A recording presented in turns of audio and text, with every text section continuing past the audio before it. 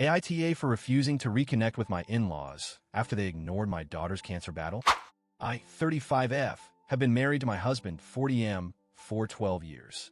We had two beautiful children together, our oldest daughter and our younger son. Our life was fairly normal until 2 years ago when our daughter started experiencing unusual intermittent leg pain. The episodes were spaced out and hard to track. We took her to several doctors, but no one could determine the cause. For over a year, we were left with vague answers and growing concern.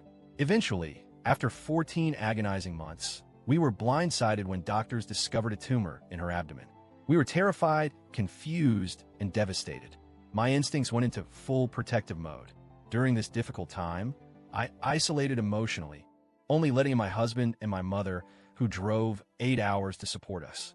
I needed stability and people who were fully present for us. My husband asked his parents to come support him during this time, but they refused. The reason?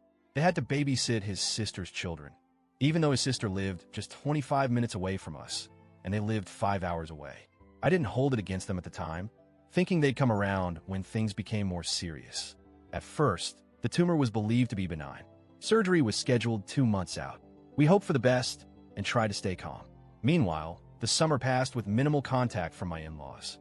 They were always too busy watching my sister-in-law's kids, and they never made the trip to see ours. When the surgery finally happened, my mother returned once again.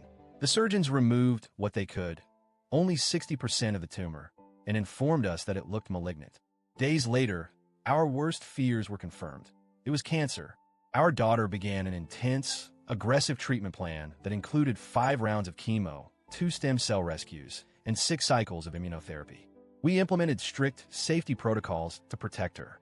She had a central line, meaning any infection could be deadly. We asked my in-laws to follow precautions like wearing a mask if they visited. My Miles said she couldn't handle wearing a mask for 8 hours, so she didn't come. We even tried to compromise, let them visit only our kids and skip seeing their other grandkids during that time to avoid virus exposure. They declined. We offered for them to split their visit, first part with our daughter, second with SGL's kids, but they again refused. They chose not to come at all. Throughout this, my daughter constantly cried about missing her grandparents. When the stem cell rescues began, our daughter had zero immune defense. Her immune system was completely wiped, and we were told to isolate her strictly.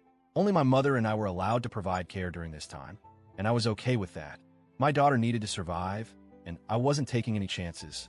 After those treatments, our daughter was finally well enough to interact again, albeit carefully. I let my hopes rise, thinking surely her grandparents would visit now. But nothing. No visit. Not even a serious offer. Their absence was loud. They missed birthdays, milestones, and random Tuesdays when our daughter just wanted to see her grandma. Every time she asked, I had to tell her not today or they're busy. And every time, her little heart broke a bit more.